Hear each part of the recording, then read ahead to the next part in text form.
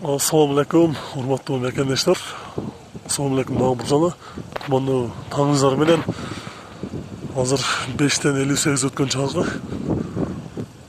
Оштон Бишкекти көздөп баратканбыз. Баткенден Бишкекти. Азыр мен токтоткон жерим барыңыздар менен жакшы билип болушуңуздар керек. Бул Ала Белге чыгайын деген жер.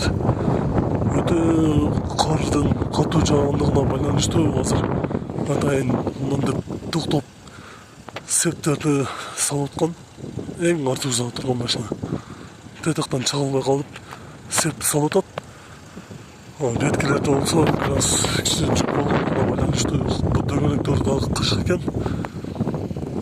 Ошондуктан өзүнүн дөңгөлөктөрү менен чыгат. Үчүнчү машина болсо ошо летний жайкы баллондор менен чыгып алган экен жолго.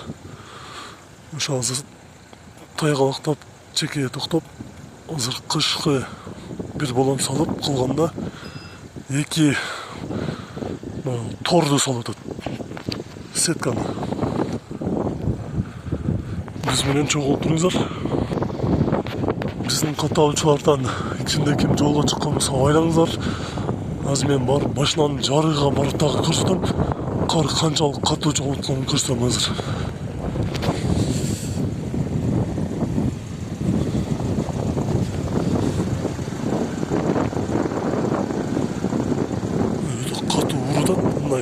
Асфалтқа анчалык билмегени менен четте өтө таяп атат машинанын баллону.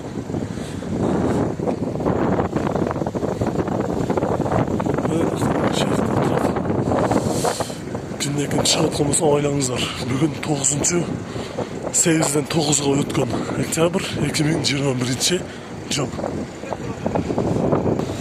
Мына азыркы ушул асфалттын чети мына кар.